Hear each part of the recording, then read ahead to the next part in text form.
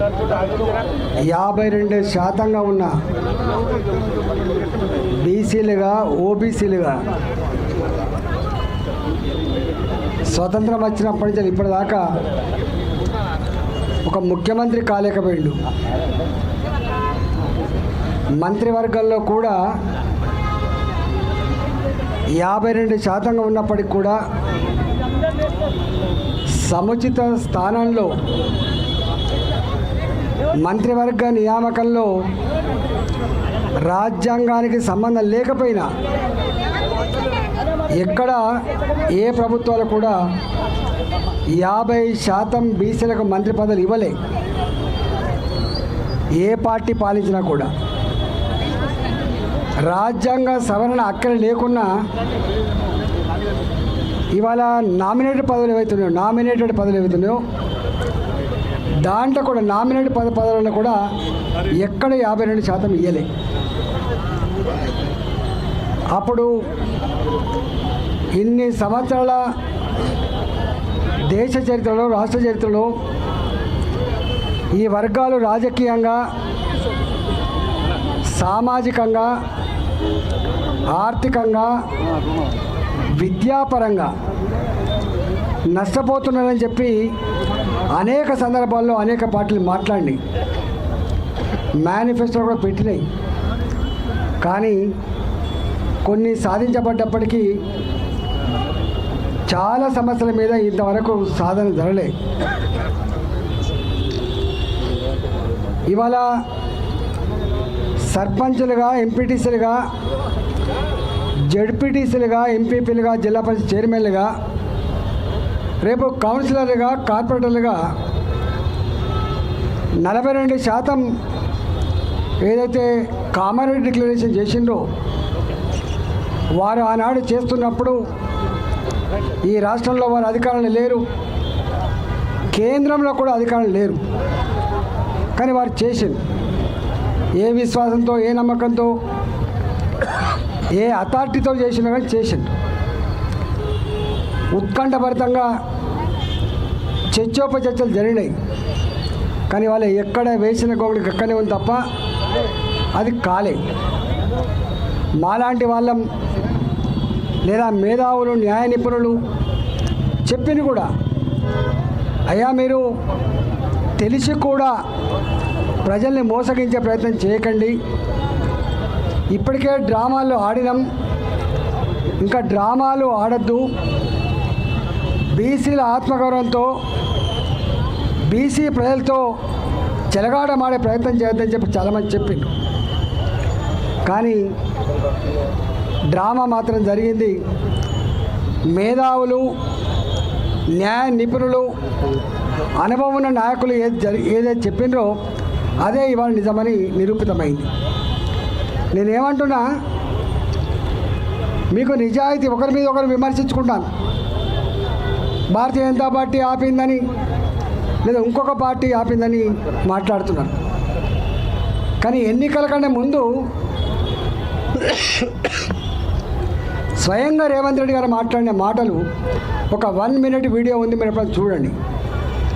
వారు అన్న మాట ఏంటంటే, మనం మోసం చేయొద్దు, రాష్ట్రాలకు, శాసనసభకు, శాసన మండలికి, రాష్ట్ర ప్రభుత్వాలకు రిజర్వేషన్లు పెంచుకునేటువంటి హక్కు లేదు, ఇది రాజ్యాంగ సవరణకు సంబంధించిన అంశం, ఇది రాజ్యాంగాన్ని సవరించేటువంటి బాధ్యత, హక్కు పార్లమెంట్కే ఉంటుంది తప్ప, కేంద్ర ప్రభుత్వానికి ఉంటుంది తప్ప రాష్ట్ర ప్రభుత్వానికి లేదు, ఏదైనా చెప్తే కూడా నమ్మకండి, మోసం చేసినట్టే అని చెప్పి నేను మాట్లాడలేదు.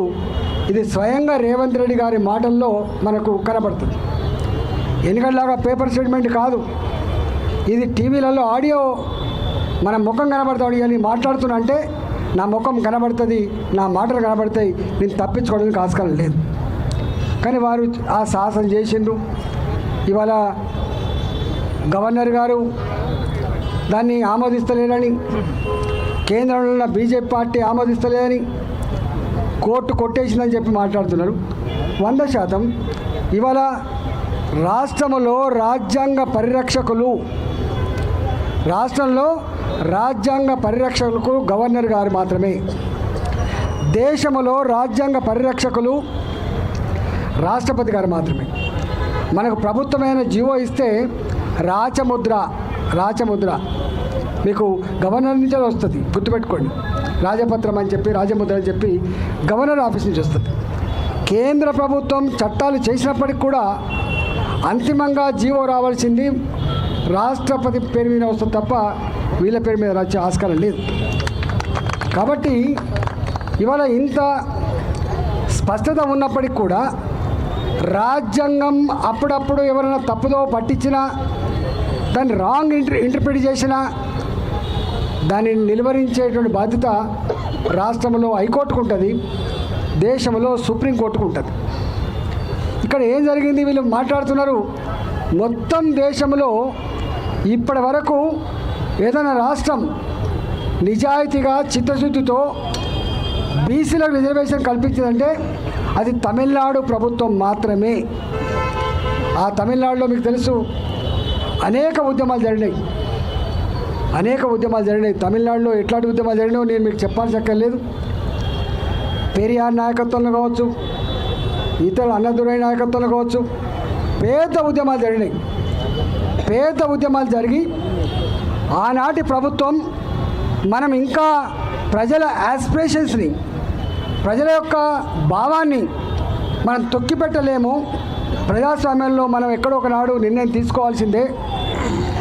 రాజ్యాంగం ఉన్నది, చట్ట సభలు ఉన్నాయి, ప్రజల కోరికలు న్యాయమైనప్పుడు పరిశీలించేది తప్ప రాజ్యాంగం జడ పదార్థం కాదని వారు స్వయంగా ఆనాడు 21 మంది రిటైర్డ్ ఐఏఎస్ ఆఫీసర్లతో కమిషన్ వేసి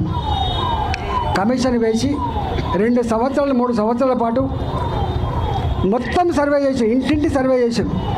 ఆ సర్వే కూడా కేవలం పాపులేషన్ సర్వే కాదు, ఓబీసీల ఆర్థిక, రాజకీయ, విద్య, సామాజిక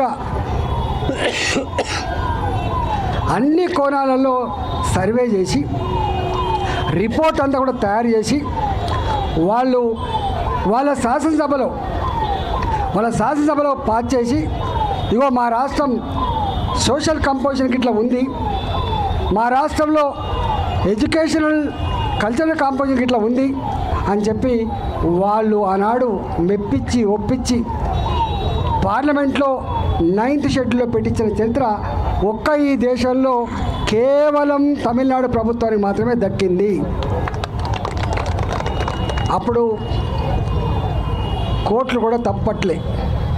కోర్టులలో అనేక మంది కోర్టుకు పోయిండు, కానీ ఎంతమంది కోర్టుకు పోయినప్పటికి కూడా దాన్ని ఎవరు కొట్టేయలేదు, అది అమలవుతుంది. మేమేమంటున్నామంటే తెలంగాణలో కూడా కేసీఆర్ ఒకసారి సర్వే చేసిండు, ప్రాపర్ స్టాటిస్టిక్స్ లేకుండా ప్రాపర్ ప్లానింగ్ ఉండదని చెప్పి సర్వే చేసిండు. దాని పేరు సమగ్ర కుటుంబ సర్వే. ఒక్కరోజుతో చేసిండు. అవుతుందా? ఆయన కూడా బీసీ కమిషన్ వేసిండు, ఇప్పుడు సుధీర్ కమిషన్ వేసిండు. ఎన్ని కమిషన్లు వేసినా ఎన్ని తీర్మానాలు చేసినప్పటికి కూడా ఎక్కడ కూడా అమలు కాలే. ఈ చరిత్ర మర్చిపోవద్దు. కేసీఆర్ కూడా కమిషన్లు వేసిండు, సుధీర్ కమిషన్ వేసిండు, ఇంకో కమిషన్ కూడా వేసిండు. ఎన్ని కమిషన్లు వేసినా కూడా కాలే. ఎందుకు అంటే నిజాయితీ లేదు కాబట్టి, నిజాయితీగా స్టాటిస్టిక్స్ సేకరించలేదు కాబట్టి కాలే. కానీ ఇవాళ ఈ ప్రభుత్వం కూడా ఇవాళ భూసాని వెంకటేశ్వర్లని ఇంకోటని వేసింది తప్ప ప్రాపర్ స్టాటిస్టిక్స్ ప్రాపర్ కమిషన్తో తీయలేదు. కేవలం స్టాటిస్టికల్ డిపార్ట్మెంట్ తోటి జనాభా లెక్కలు తీసిండ్రు. ఆ జనాభా లెక్కలు కూడా ఎంత తప్పుల తడకనో మీరు చూసిండ్రు. 42% బీసీ జనాభా అని చెప్పి ఇచ్చింది. ఆనాడే బగ్గు మన్నాయి. అరే మేము 52% ఉంటే 42% అంటారు అంటే ఇవన్నీ కూడా తప్పుల తడక, ఈ లెక్కలన్నీ కూడా తప్పులు తడక అని చెప్పి ఆనాడే మాట్లాడి. మరి ఆనాడైనా కనీసం అర్థం చేసుకొని ఇవన్నీ బంద్ చేసి నిజాయితీగా భూమి మీదకి వచ్చి బీసీలకు ఒక మెసేజ్ ఇవ్వాల్సి ఉండే. కానీ ఇవ్వకుండా మేము తీర్మానం చేసినాం, మేము యునానిమస్ తీర్మానం చేసినాం. గవర్నర్ కాదు మేము నెట్టించే ప్రయత్నం చేయడం, కోర్టులో పోయి కోర్టు సహకరిస్తలేమని చెప్పడం, కేంద్ర ప్రభుత్వం సహకరిస్తలేమని చెప్పడం, ఇదంతా కూడా తప్పుల తడక. తెలంగాణ ప్రజలకు నేను ఒక్కడే వినమ్రంగా విజ్ఞప్తి చేస్తున్నా, నేను మాట్లాడే మాట మీద ఏ వేదిక మీదైనా చర్చకు సిద్ధంగా ఉన్నా అని చెప్పి తెలియజేస్తూ ఉన్నా. ఒకవేళ నేను చెప్పేది అబద్ధమైతే రాజకీయాల నుంచి తప్పుకునే ప్రయత్నం చేస్తాం. ఒక్క నిమిషం కూడా రాజకీయాలు ఉండవు. కానీ మీరు మాత్రం తెలంగాణ ప్రజల, అందులో ముఖ్యంగా ఓబీసీ ప్రజల, బీసీ ప్రజల ఆత్మగౌరవంతో చెలగాటమాడే ప్రయత్నం చేయొద్దని చెప్పి విజ్ఞప్తి చేస్తున్నాను. నేను ఇప్పటికైనా ఇవాళ బంధు రాజకీయ పార్టీలు మాత్రం ఇచ్చిన బంధు కాదు ఇది. అనేక నెలలుగా, అనేక సంవత్సరాలుగా అనేక నెలలుగా ఇవాళ ఇక్కడ బీసీలు మేమెంతో మాకంత మేము యాచించే స్థాయిలో ఉండద్దు, సాధించే స్థాయిలో ఉండాలి.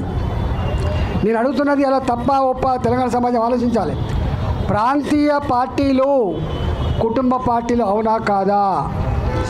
వాళ్ళు ఒకవేళ ప్రజల ఆశీర్వాదం పొంది ముఖ్యమంత్రులు అయితే, కుటుంబంలో ఎవరో ఒకరు ముఖ్యమంత్రి అయితే తప్ప ఇవాళ నేను ఆ పార్టీలో ఉంటే ముఖ్యమంత్రి అయ్యే ఆస్కారం ఉండదా?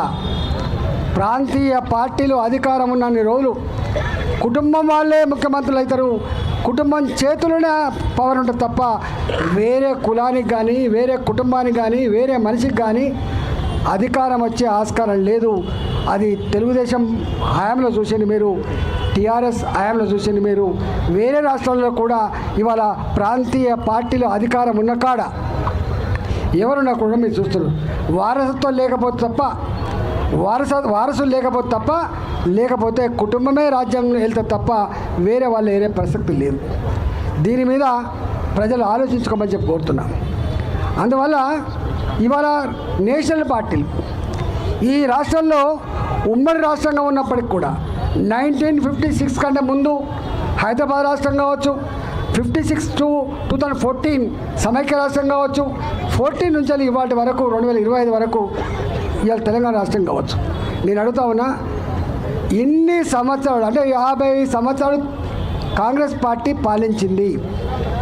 నేను మిమ్మల్ని అడుగుతా ఉన్నా, మీరు ఆలోచించుకోమని చెప్పి కోరుతా ఉన్నా, మరి 50 సంవత్సరాల కాంగ్రెస్ పార్టీ ఏలుబడిలో ఎందుకు ఒక బీసీ ముఖ్యమంత్రి కాలేకపోయిండు, ఒక ట్రైబల్ ముఖ్యమంత్రి కాలేకపోయిండు?